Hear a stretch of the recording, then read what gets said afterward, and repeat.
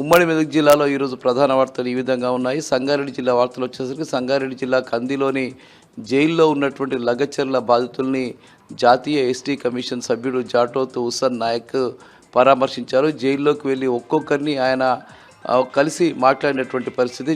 లగచర్లలో జరిగినటువంటి ఘటనను పూర్తి స్థాయిలో ఆయన అడిగి తెలుసుకున్నారు. ముఖ్యంగా లగచర్ల ఘటన చాలా బాధాకరం అని ఆయన చెప్పారు. ఇది 8 నెలలుగా జరుగుతుందని, ఈ ఘటనకు స్థానికంగా ఉండేటువంటి కాంగ్రెస్ పార్టీ నాయకుడు సీఎం రేవంత్ రెడ్డి అన్న తిరుపతి రెడ్డి ప్రధాన కారకుడుగా ఆయన అభివర్ణించడం జరిగింది.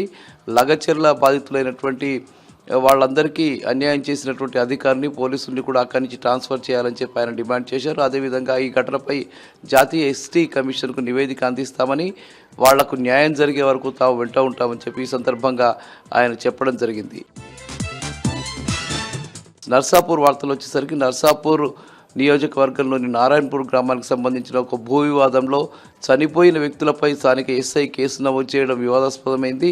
గ్రామంలో 2 వర్గాల మధ్య గొడవ జరుగుతున్న నేపథ్యంలో ఒక వర్గంపై వాళ్ళు కేసు నమోదు చేశారు. అందులో ఎస్ఐ కనీస అవగాహన లేకుండా చనిపోయిన వ్యక్తుల మీద కూడా కేసు నమోదు చేయడం పట్ల గ్రామస్తులు ఆగ్రహం వ్యక్తం చేశారు.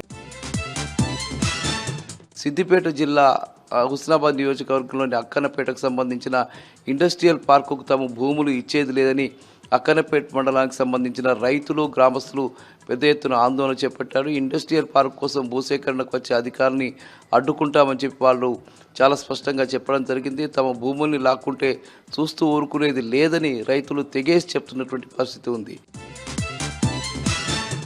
ఇక సిద్దిపేటలో జర్మన్కు సంబంధించిన 4 సభ్యుల బృందం పర్యటించింది. సిద్దిపేటలో జరిగిన అభివృద్ధిని వాళ్ళు ప్రశంసించారు. ఆ జర్మనీ బృందం కోమటి చెరువును సందర్శించింది. కోమటి చెరువులోని డైనోసార్ పార్కులోకి వెళ్ళి అక్కడ వాళ్ళు ఎంజాయ్ చేయడం జరిగింది. ముఖ్యంగా సిద్దిపేట చాలా అభివృద్ధి చెందిందని, సిద్దిపేట పట్టణం కూడా చాలా శుభ్రతతో కూడినటువంటి పరిస్థితి ఉందని, 10 ఏళ్ల కాలంలో తెలంగాణ వచ్చిన తర్వాత ఇంత గొప్పగా అభివృద్ధి చెందడం పట్ల వాళ్ళు హర్షం వ్యక్తం చేశారు. ముఖ్యంగా స్థానిక ఎమ్మెల్యే హరీష్ రావు అట్లాగే మాజీ ముఖ్యమంత్రి కేసీఆర్ దార్శనికతని వాళ్ళు పొగిడారు. ఇవి ప్రధానంగా ఈరోజు ఉమ్మడి జిల్లాలో ఉన్నటువంటి వార్తలు.